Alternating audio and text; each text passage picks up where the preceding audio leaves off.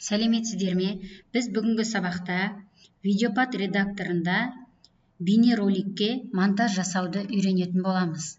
Ол үшін бізге видеопад редакторын ашып, соның ішінде құралдар тақтасындағы добавить файл батырмасын басамыз. Сол кезде бізге қажетті видеомызды таңдап аламыз. Мысалы, менде рабочий столда табиғат деген буманың ішінде 55 деген видео бар. 55 MP4. Осыны үстіне ерекшелеп, открыть батырмасын басқан кезде маған видео осылай келетін болады. Егер видео видео жолаққа бірден келмесе, оны алдын ала қарау тақтасының, файлдар тақтасынан сол видеоны видео жолаққа әкеліп, осылай тартып әкелуге болады. Міне менің видеом орналасты. Видеомда дауыс жоқ, бірақ видео әсерлері, суреттер арасындағы әсерлер орналасқан. Енді мен, мысалы, осы видеоның ортасына, мысалы, мына суреттен кейін сурет қосқым келетін болса, онда менде осы қызыл сызықты, осы сурет қосқым келген жерге әкеліп орналастырамын. Міне орналастырдым.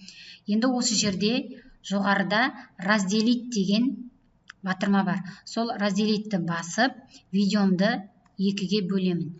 Екіге бөлінген оң жақтағы видеоны сәл ысырып қоямын. Осы араға мен сурет қоюым керек. Қоятын суретімді добавить файл арқылы әкеліп аламын. Мысалы, мен мына суретті қойғым келеді. Суретім келді. Енді осы суретті тартып, осы видеоның ортасына қойғым келген жерге әкеліп қоямын. Міне менде орналасты. Енді осы суретке мына батырманы басып, переход жасауыма болады. Мысалы, мынандай переход. Келесі мына жерге де переход жасаймын. Кез келген переходты таңдасаңыздар болады, өздеріңізге ұнаған. Міне менің видеомның арасына сурет кірісті. Менің қойған суретім осы. Келесі ары қарай видеоның өзінің суреттері жалғаса береді. Енді мен осы видеоның басына шаблон қосқым келетін болса, мысалы, құралдар тақтасындағы шаблонды басамын. Соның ішінен өзіме қажетті шаблонды таңдап алам. Мысалы, маған ұнайтыны осы. Үстінен басып, выбрать. Ары қарай мына сөздердің орнына өз сөзімізді жазамыз. Мысалы, біздің Қазақстан табиғаты, ол бізде атадан қалған асыл мұрамыз, ата бабамыз жаулардан өзінің жерін қорғап, өзінің ұрпағына қалдырған. Атадан қалған асыл мұра деп жазамын. Қалған асыл мұра.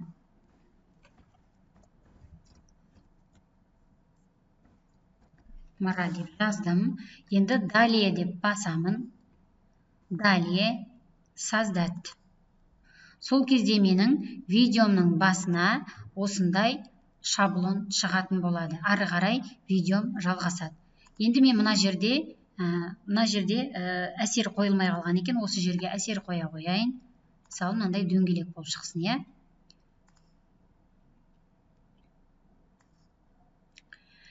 Енді менің видеом дайын, бірақ менде видеода әуен жоқ.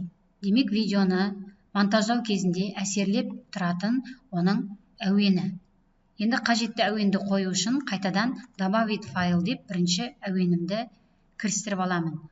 Рабочий стол, жұмыс үстелі. Одан кейін табиғат деген буманың ішінде менде өлең бар, Садрадиннің. Сол өлеңнің үстінен басып, открыть басамын. Менде өлең түсті. Енді осы өлеңді жібермей тартып, тінтуірдің сол жақ батырмасын басып тұрып, тартып тұрып, аудио жолаққа әкеліп орналастырам. Міне менің өлеңім орналасты. Өздеріңіз көргендей, мына жер кішкене ашық қалды, Оны аудионы, мына өлеңді тартып, басына қарай дайындап қоюға болады. Енді менде видеомды көретін болсам, әзірге осындай видео пайда болды.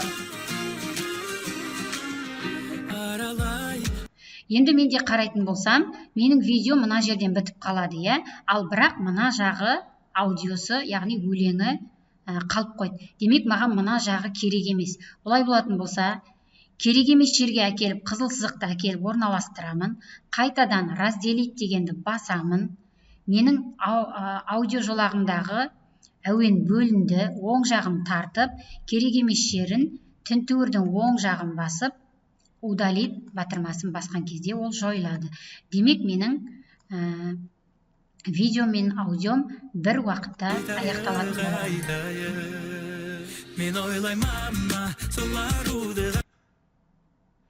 Толық экранда көретін болсақ,